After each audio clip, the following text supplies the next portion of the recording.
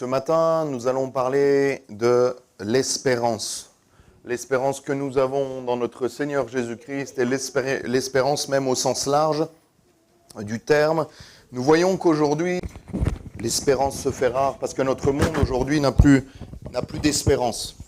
Je ne sais pas si vous vous rendez compte, mais quand on regarde les gens autour de nous, ils sont désespérés. Ils sont sans espérance. Ils n'ont plus aucun but, aucune raison de vivre. Ils ne savent pas vers quoi marcher. Ils ne savent pas pourquoi même se réveiller le matin, j'ai envie de dire, et pourquoi avancer dans la vie, dans quel but. Mais le Seigneur, et auprès du Seigneur, il y a une espérance. Alléluia.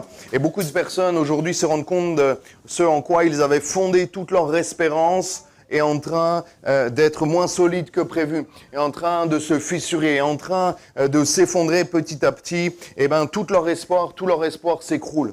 On voit des personnes qui ont mis tout leur espoir dans la famille, dans des bonnes choses, des choses qui sont légitimes, des choses qui sont nobles, certains dans le travail, certains dans les économies, peut-être même certains ont mis tout leur espoir dans la bourse, dans des épargnes qui pourraient y avoir des investissements ou même leur santé. Certains, ils sont à fond avec le sport et c'est toute leur vie, c'est toute leur manière d'être, leur raison de vivre également. Mais on voit que dès qu'il y a un problème, leur espoir et leur espérance s'effondrent.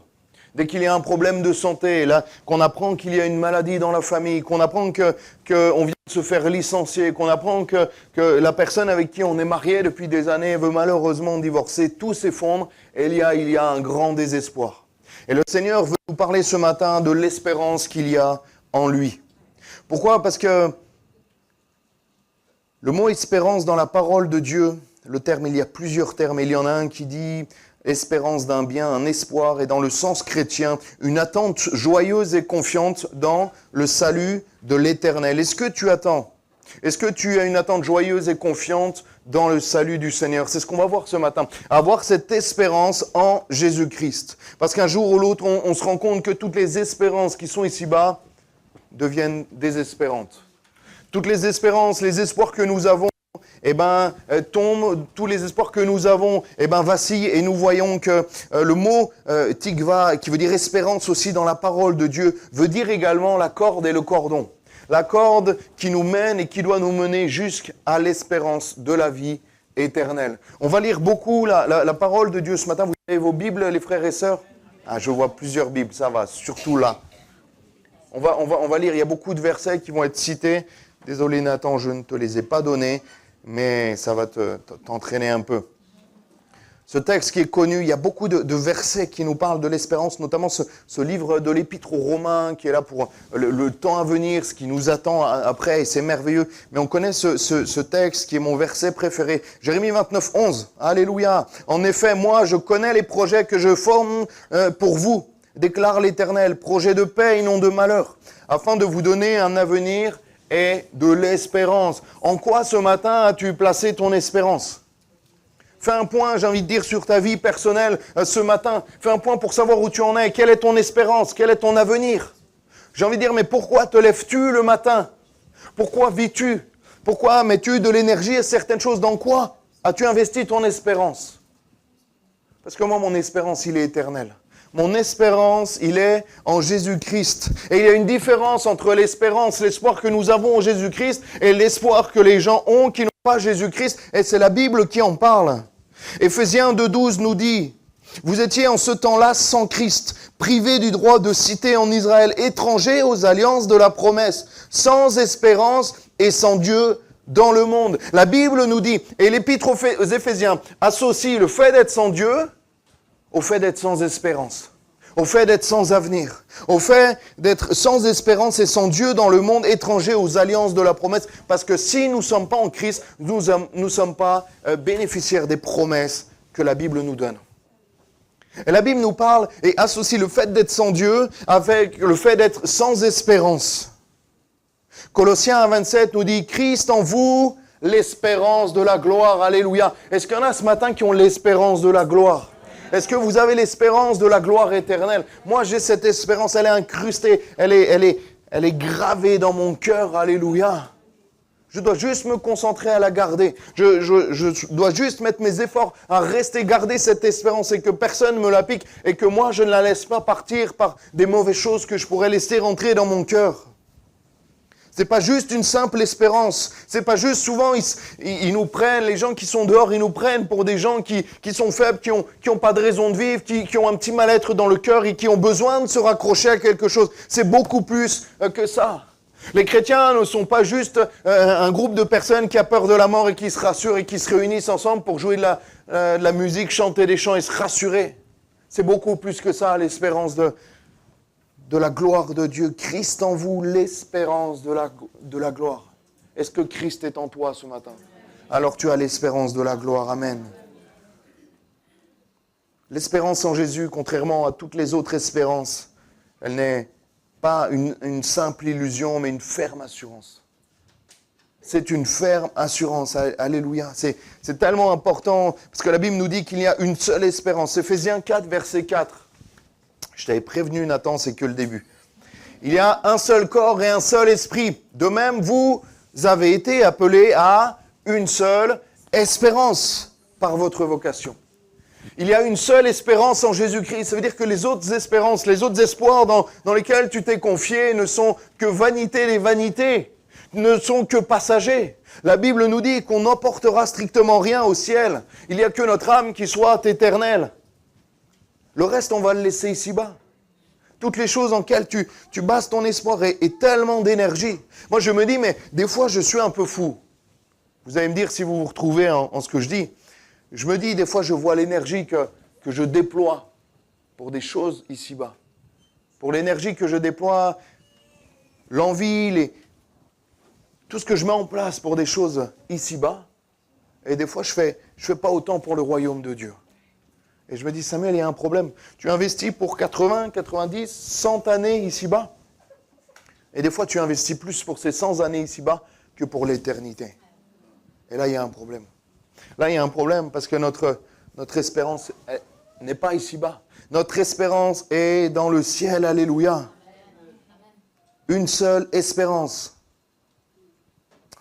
Quand on a goûté, je crois, à la grâce de Dieu, toutes les autres choses du monde nous paraissent fades. Toutes les choses pâlissent, j'ai envie de dire, il y a ce chant. Tout le reste devient pâle, tout le reste devient fade. Vous savez, comme un plat qui n'est pas assaisonné. Juste du riz, là, comme ça. Pas de sauce, pas de sel, pas de poivre, rien. Juste du riz. Bon, après, il y en a qui peut-être le mangent comme ça, mais... Et quand on goûte à la gloire de Dieu, quand on goûte à la présence de Dieu, quand on goûte à ce qu'il a prévu pour nous, eh bien tout le reste, ça nous paraît fade. Tout ce que pourrait même nous proposer le monde nous paraît fade. Tout ce qu'on pourrait avoir qu'on avait avant, eh bien on ne le veut plus. Parce qu'il y a une différence entre ce que Dieu nous a donné et ce que le monde propose. Et on sait que notre espérance, elle est éternelle. Alléluia. Pour le temps sur la terre, il y a quand même cette espérance. Aujourd'hui, tu as une espérance. Notre espérance, elle n'est pas que dans le ciel, les amis. Elle est déjà là. Notre espérance, elle commence là. Parce que Dieu a prévu de bonnes choses. Il a prévu un avenir et de l'espérance pour nous. Des projets de paix et non de malheur. C'est pour aujourd'hui.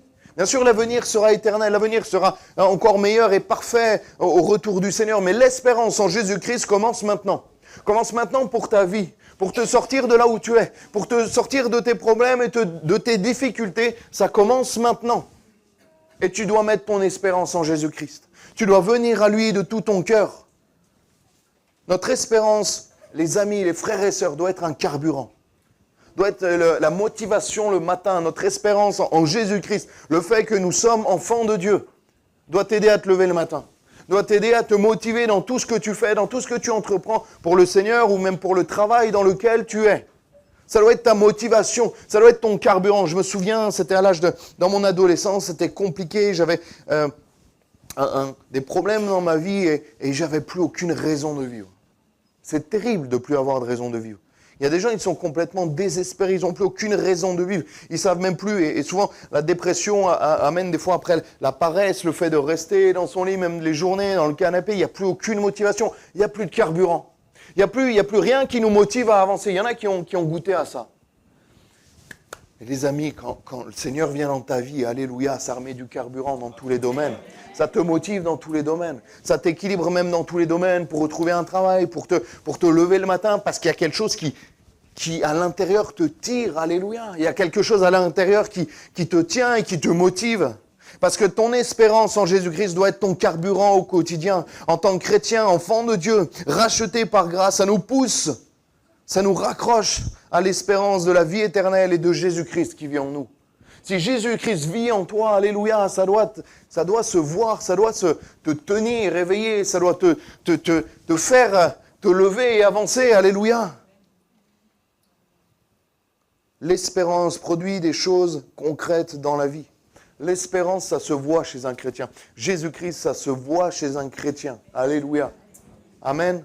On doit vraiment, ça doit se voir, il doit y avoir une énergie qui sort du chrétien. C'est les chrétiens, la Bible nous dit, ce n'est pas les faibles qui s'emparent du royaume de Dieu, c'est les forts, c'est les puissants. Alléluia. Et cette puissance, elle est en Jésus-Christ. On n'est pas comme ça, là. Les chrétiens, tu as envie de leur mettre un gant de toilette humide sur le front ou sur la nuque et de les mettre à l'ombre et de les asseoir. Non, les chrétiens, alléluia, ça doit être vivant, ça doit être... Je vois tellement on l'a dit, mais de gens qui sont fiers de tellement de choses dont ils ne devraient pas être fiers, que la parole de Dieu condamne. Et nous, on a l'espérance de la gloire. Christ en vous, l'espérance de la gloire. Et il y en a qui sont comme ça. Non, Christ en vous, l'espérance de la gloire, alléluia. Ça doit vous motiver, vous faire bomber le torse, non pas parce que vous êtes meilleur, mais parce que Christ est en vous, alléluia. Alléluia. Hier, on était avec un jeune, on a interpellé un jeune, il était capverdien, c'est ça, Joseph, je ne sais plus. Et à l'entrée du parc, et on lui a dit, mais il était super joyeux, il était content. Et je lui ai dit, on peut prier pour toi, ouais. Il rigolait un peu, je lui ai dit, non, mais je suis sérieux, tu veux qu'on prie pour toi? Il dit, ouais, pourquoi pas? Et on a prié pour lui devant le parc. Peu importe ce que les gens pensent.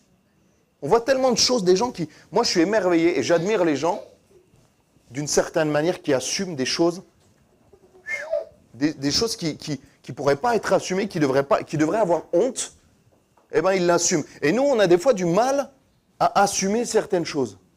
Et encore plus, eux, ils ne font pas que l'assumer, ils le revendiquent. Et nous, on a déjà du mal à assumer. Qu'est-ce que tu as fait dimanche? Ouais, ça va, j'étais... Ouais, repas de famille. Moi, je disais ça à 16 ans. Je disais repas de famille. C'est vrai, j'ai vu de la famille, je disais. On est la famille de Dieu. Je n'osais pas dire que j'allais au culte.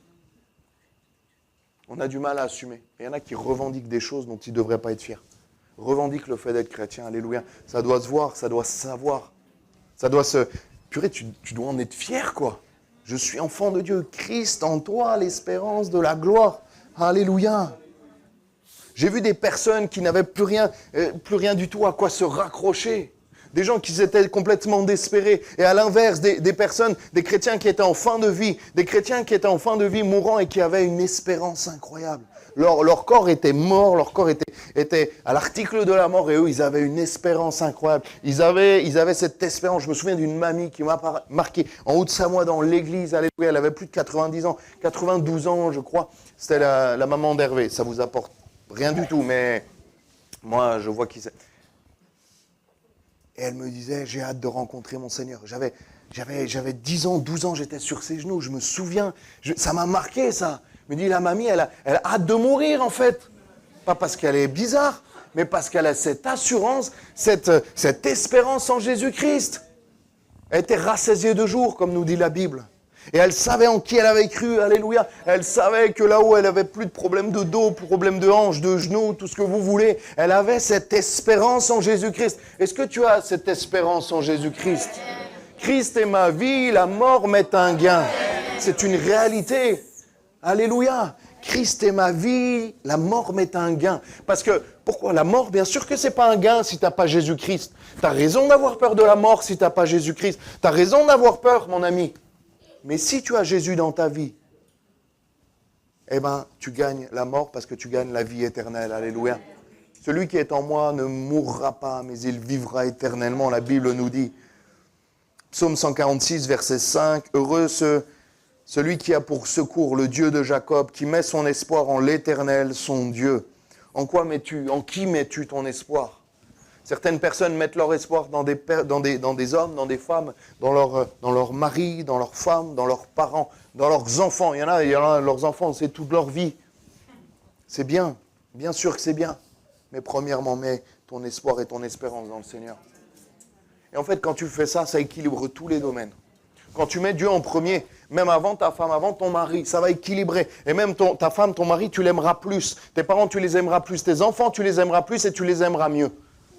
Parce que la place du Seigneur, c'est en premier. La place du Seigneur, c'est d'être à la première place. Cette espérance incroyable. Je me souviens d'un témoignage du monsieur Peter Schmidt du Papy, pour ceux qui le connaissaient. Souvent, voilà, il était malade un peu à la fin, il vieillissait et souvent il a été guéri de la part du Seigneur, si je me souviens bien, c'est ça. Et la dernière fois, il a interdit à toute sa famille de prier pour lui. Ça peut paraître bizarre, hein. Il a dit non, mais c'est bon. C'est bon, on se revoit là-haut, la famille. Moi, je veux aller auprès du Père. Il avait peur que les prières, elles marchent. C'est vrai, c'est vrai. Il a dit, mais je suis rassasié de jour aussi, moi je veux aller me reposer auprès du Père. Alléluia. Mais est-ce que tu as cette espérance? Bon, si tu dis ça à 20 ans, c'est un problème, mais lui, il avait un peu plus que 20 ans. Mais est-ce que tu as cette espérance? Alléluia. Il y en a, ils voient le vieillissement comme... Puis la semaine prochaine, j'ai 30 ans, ça me fait bizarre. Mais il y a des gens qui prennent de l'âge et qui se disent, ben ça, oui, bien sûr que ça fait bizarre. Mais on peut le voir aussi dans le fait que ça nous rapproche du Seigneur. Le fait que ça nous rapproche de cette espérance glorieuse à laquelle le Seigneur nous a appelés. L'espérance, deuxième partie, des choses à venir. Certains voient la foi chrétienne comme quelque chose de lointain, de léger, d'incertain, fondé sur rien de concret.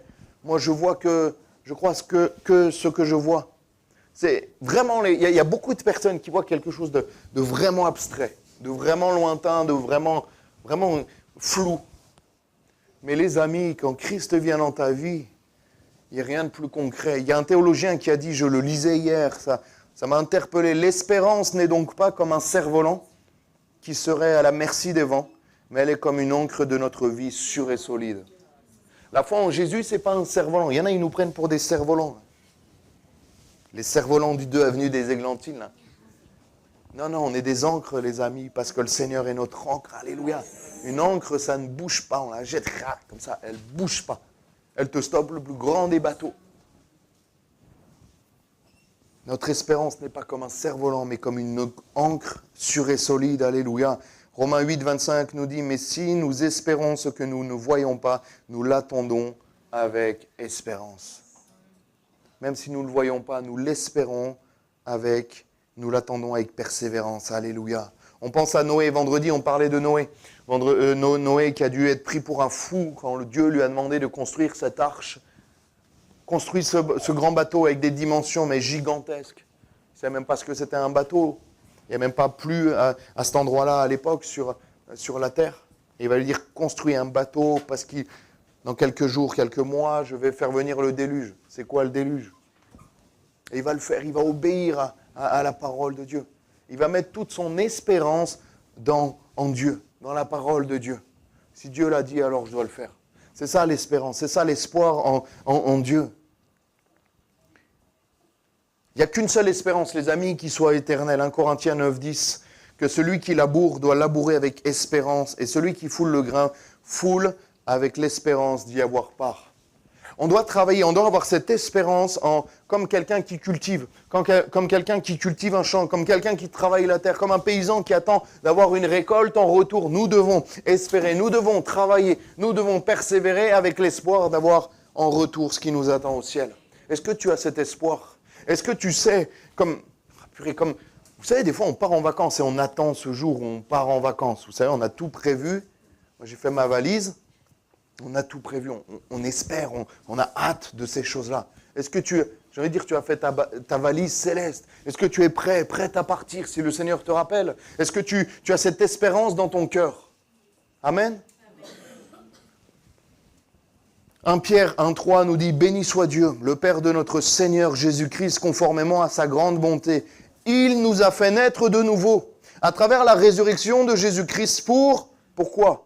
Une espérance vivante par la résurrection de Jésus-Christ d'entre les morts. Alléluia. Une espérance vivante qui nous amène justement à la vie éternelle. Et s'il y a la vie, ça doit se voir. S'il y a la vie en toi, ça doit se voir, ça doit se sentir. Alléluia. On voit les amis de Daniel, on en a parlé vendredi pour ceux qui étaient là. Les amis de Daniel, Shadrach, Meshach et Abednego, vous vous souvenez dans la fournaise là? Il est merveilleux ce texte. J'ai prêché à la jeunesse là-dessus, peut-être que je le prêcherai ici. Ce texte, il est incroyable. Et il y a une phrase, moi, un verset qui m'a interpellé. Au moment où le roi va leur dire, mais on va vous jeter. Là, ils vont dire, notre Dieu peut nous libérer. Et le peut, il est merveilleux. Pourquoi? Parce qu'ils ne savent pas si Dieu va les sauver physiquement. Mais ils savent que même s'il ne les sauve pas physiquement, ils vont mourir et ils seront auprès de lui. En fait, notre espérance, il ne dépend pas. Les amis, ce que je vais dire, écoutez-le bien. Notre espérance, il ne dépend pas même de l'action de Dieu ou pas. Il ne dépend pas si Dieu répond aux prières ou pas. Il ne dépend pas de ce qu'il te donne ou pas. Il dépend de qui il est. Et il est immuable, il ne change pas. Il est l'éternel, alléluia. Le début et la fin, l'alpha, l'oméga. Il est le premier et le dernier. Il était, il est, il sera. Je peux continuer comme ça un moment. Et notre espérance ne dépend pas dans ce que Dieu, on a rencontré une personne hier déçue de Dieu. Elle me dit, non, mais moi, Dieu m'a jamais rien donné. Mais l'espérance, il est au-delà de ce que Dieu pourrait te donner. Parce qu'il y a une chose qui est sûre qu'il va te donner, c'est la vie éternelle en Jésus-Christ. Notre espérance doit dépendre uniquement de ça. Et on va lire Romains 8, 18 avant de mettre la photo. Romains 8, 18, j'estime que les souffrances du temps présent ne sauraient être comparées à la gloire à venir qui sera révélée pour nous. Alléluia. Ceux qui passent par des difficultés, vous l'imprimez, vous faites un magnète et vous le mettez sur le frigo. J'estime, alléluia, que les souffrances du temps présent ne sauraient être comparées à la gloire à venir qui sera révélée pour nous. Ce que tu es en train de vivre, c'est rien comparé à la gloire de Dieu qui t'attend. Alléluia. Répète-toi ce verset dans ta tête, imprime-le-toi, je suis sérieux, mais vraiment, c'est un verset merveilleux. Et il y en a une qui avait une espérance incroyable, c'est Marie Durand, je vous en ai déjà parlé. On va mettre cette photo. Marie Durand, elle était enfermée. Marie Durand, dans la tour d'Aigues-Mortes, là-bas, ça doit être le Gard, à côté, entre Montpellier et Nîmes, Aigues-Mortes, pour ceux qui connaissent. Elle a été enfermée à l'âge de 19 ans pour sa foi protestante à l'époque. Son père était pasteur, a été enfermé également. Elle a été emprisonnée à la tour de Constance. Elle est toujours visitable. Je l'ai visitée l'an dernier. C'est quelque chose de fort, de marquant. Après 38 années passées dans la prison de la tour de Constance, Marie est libérée en 1768. Elle va mourir 8 ans plus tard. Et en fait, cette femme, enfermée à 18 ans dans la tour de Constance, l'était pour sa foi. C'est une grande tour en pierre. Et en fait, elle avait juste... Elles étaient toutes des sœurs en Christ et elles s'encourageaient. Elles s'encourageaient. Vous vous rendez compte le temps qu'elle est restée là-bas? Elle est restée là-bas 38 années, toute sa vie. 2/3 de sa vie, elle est restée là-bas. Et elle avait juste une chose à dire pour sortir de cette tour. Je renonce. Ils appellent ça abjurer. J'abjure ma religion protestante. Et je renonce au protestantisme. Et je me convertis au catholicisme. Elle disait ça, elle sortait instantanément. Vous vous rendez compte psychologiquement comment ça devait être dur? Et elle a tenu 38 ans. Et elle n'a jamais lâché. Ils l'ont libérée, mais elle n'a jamais lâché. Elle n'a jamais lâché le Seigneur. Et elle a marqué sur une pierre, résister, alléluia. Elle l'a gravé. J'imagine bien cette sœur en Christ marquée comme ça. Marie Durand, elle a marqué résister. Elle a dû prendre une autre pierre. Elle a dit, peu importe, moi je ne vais pas renier le Christ, je vais résister, alléluia. Parce qu'elle avait une espérance. Elle avait une espérance, j'ai envie de dire, dure comme la pierre.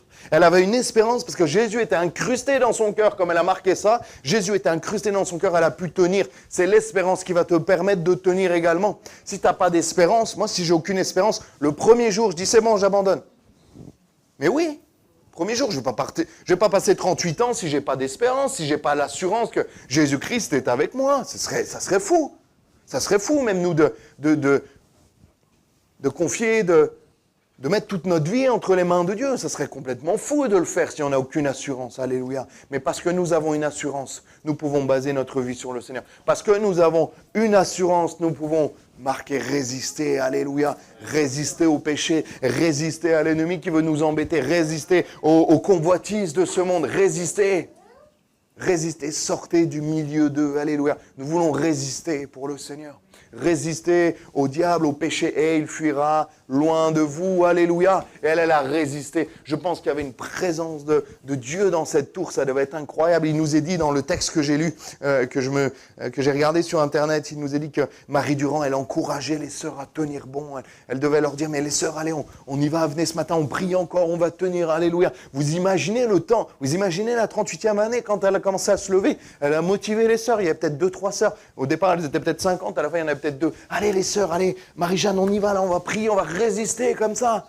Elle a dû réincruster là, chaque année, peut-être pour pas que ça s'efface, pour être sûre de résister. Vous imaginez l'assurance qu'elle avait? Je ferai une photo avec elle au ciel, je pense. Troisième partie que je voulais voir avec vous, vous êtes toujours là? Pas trop chaud, pas trop froid? Trop froid, je ne pense pas. L'espérance n'est rendue possible que parce que nous avons cette assurance.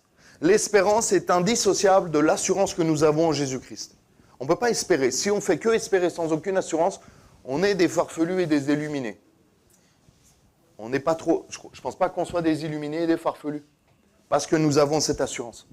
C'est parce que nous avons cette assurance que Jésus est le Fils de Dieu. C'est cette assurance que nous avons. Nous savons qu'il est venu il y a 2000 ans sur la terre pour donner sa vie pour les pécheurs. Nous savons qu'il est mort et ressuscité 3 jours plus tard. Nous avons cette assurance qu'il est retourné auprès du Père et qu'il nous prépare une place. Nous avons cette assurance qu'il revient nous chercher pour que là où il est, nous y soyons aussi. Et nous savons que nous serons enlevés pour l'éternité avec lui.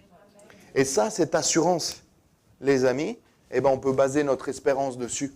C'est parce que nous avons cette pierre, j'ai envie de dire, c'est parce que nous avons cette pierre, cette base, cette tour de constance, que nous pouvons écrire espérer. Nous pouvons espérer. Nous avons cet espoir. Plus qu'un espoir où on n'est pas sûr, nous savons que Jésus est tout ce que nous venons de dire. La Bible nous dit dans Romains 8, 38, mais dans toutes ces choses, nous sommes plus que vainqueurs. Alléluia. Par celui qui nous a aimés. Pourquoi ?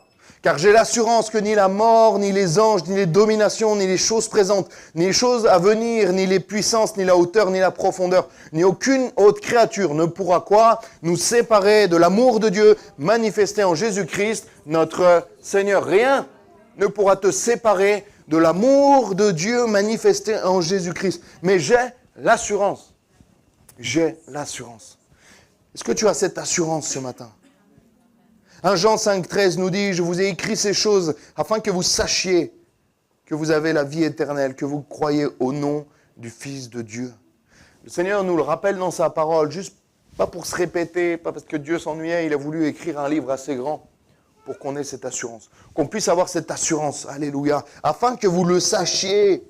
1 Jean 5, 13, je vous ai écrit ces choses afin que vous le sachiez. Est-ce que tu le sais? Est-ce que tu as cette espérance? Est-ce que tu as cette assurance que Jésus-Christ est ton Sauveur et ton Seigneur? Si tu ne l'as pas encore, tu peux l'avoir. Si tu ne l'as pas encore, tu peux l'avoir. Hébreux 10, 23 nous dit « Retenons fermement l'espérance que nous proclamons, car c'est la version second 21. Retenons fermement l'espérance que nous proclamons, car celui qui a fait la promesse est fidèle. » Celui qui a fait la promesse, il est fidèle. Ce n'est pas juste moi qui fais une promesse. Vous pouvez ne pas croire. Mais lui, c'est le Fils de Dieu. Et quand il dit quelque chose, sa main l'accomplit.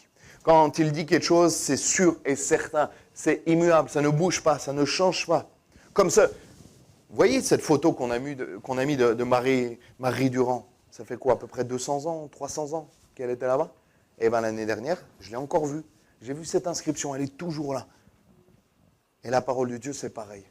La parole de Dieu, elle est là, elle demeure ferme, elle est incrustée, elle est sûre, elle est véritable, elle est vérité, alléluia.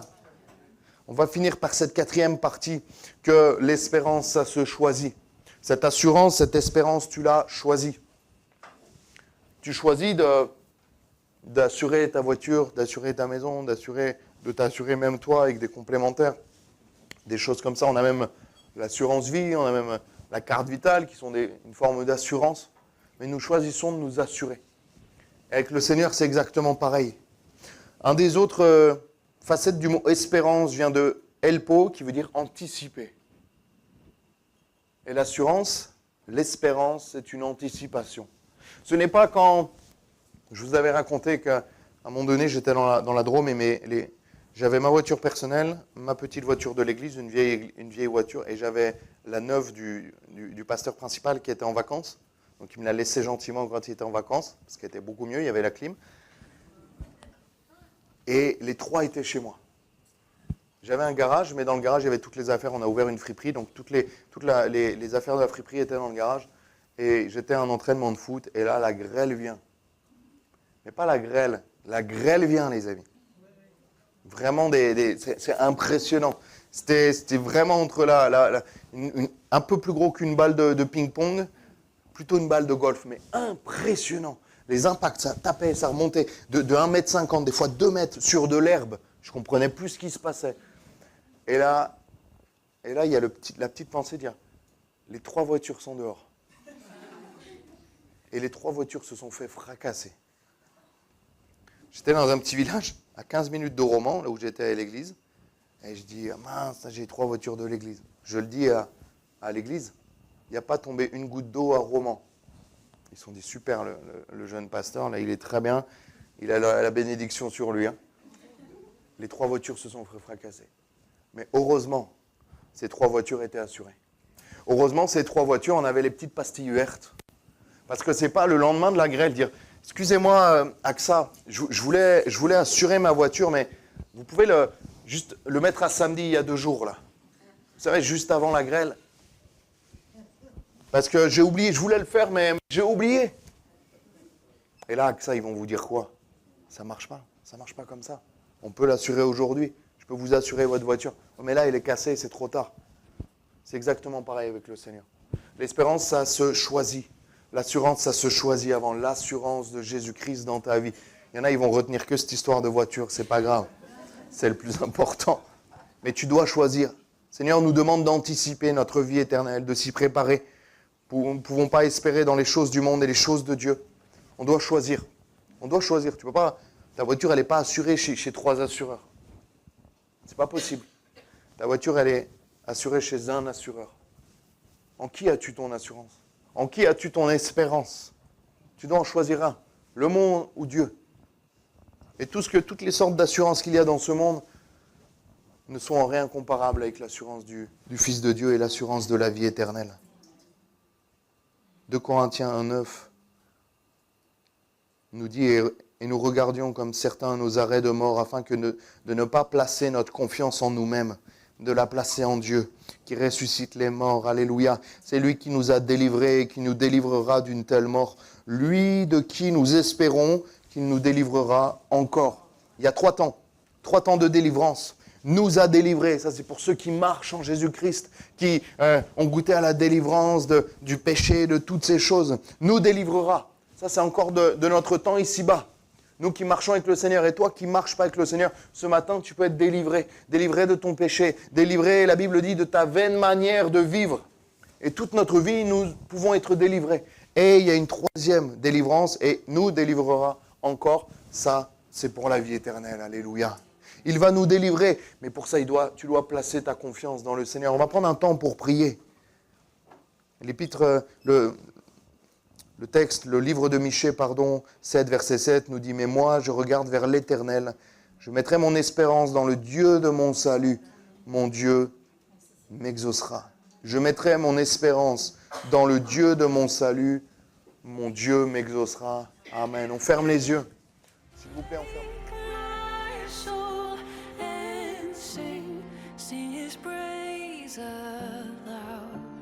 Sing His praise aloud. Oh, awake my soul and sing His praise aloud. Sing His praise.